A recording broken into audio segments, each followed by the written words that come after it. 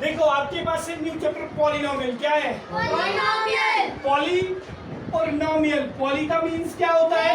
Many. और नॉमियल्स का means terms. Terms क्या होती है? जैसे आपके पास y का स्क्वायर, xy, 4y, 9xy का स्क्वायर। ये सारी क्या आ गई आपके पास? ये सारी टर्म्स आती है। ठीक है, आपके पास अगर 2x का square plus 7y plus 9x plus 8 equals to क्या है?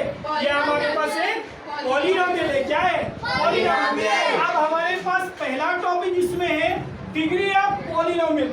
डिग्री ऑफ पॉलिनोमियल क्या होता है? The highest power of x in p of x is called the degree of polynomial। अब आपके पास एग्जांपल दी गई है 7x का स्क्वायर प्लस 2x प्लस 8। अब ये जो 7x यहाँ पे दिया गया है इसके ऊपर पावर क्या है? सबसे बड़ी है 2 है, क्योंकि दूसरा जो है इसके ऊपर कुछ नहीं है, पावर खाली 1 है। और तीसरा कांस्टेंट टर्म जो उसमें खाली टर्म है, उसमें क्या है? यहाँ पे सबसे हाईएस्ट पावर 2 है, तो क्या आएगा? Degree equals to 2। Highest power जिसकी उसमें वेरिएबल्स की होगी वो उसकी क्या आती है? डिग्री आती है।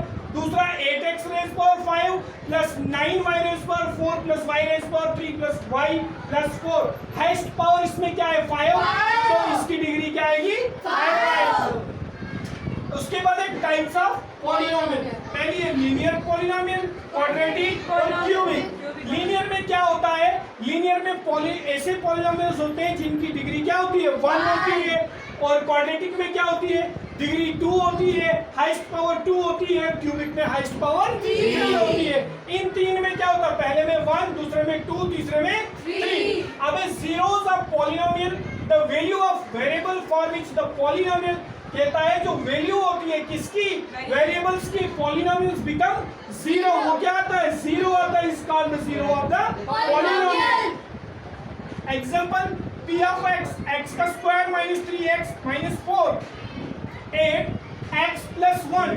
हमारे पास x क्या दिया है? x plus 1। ऐसे हमारे पास x प्लस 1। अब हमने इसको किसके बराबर लाना है? 0 के बराबर। Equals to 0, x equals to minus 1। इस साइड RHS में था, पॉजिटिव में था, LHS में चला गया, नेगेटिव में आ गया। तो हमारे पास x की वैल्यू क्या आई? माइनस 1 आई। तो x का स्क्वायर है माइनस 1 का स्क्वायर माइनस 3, x की वैल्यू माइनस 1 माइनस 4। 1 का स्क्वायर क्या आएगा? माइनस माइनस प्लस आएगा, माइनस माइनस प्लस 1 आएगा आपके पास। 3 1 minus minus plus 3 minus 4, 3 plus 1 4, 4 minus 4 equals to 0। आ गई आपके पास वैल्यू 0। उसके बाद relationship between zeros and the coefficient of the polynomial. अब आपने रिलेशनशिप बताना है किसका? जीरोस और कोएफिशिएंट ऑफ पॉलिनोमियल। पहला quadratic polynomial. If alpha and beta are the zeros of the quadratic polynomial. अगर अल्फा और बीटा क्या है? Zero of the quadratic polynomial, that is p of x is equal to ax का square plus bx plus c। a is not equal to 0।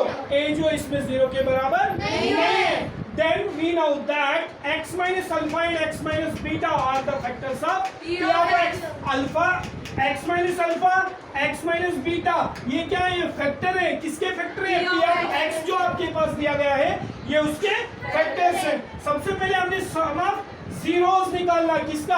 Alpha plus beta. इसके alpha और इसके बीच में क्या लगेगा? Alpha plus beta. मतलब ये क्या है? सम है।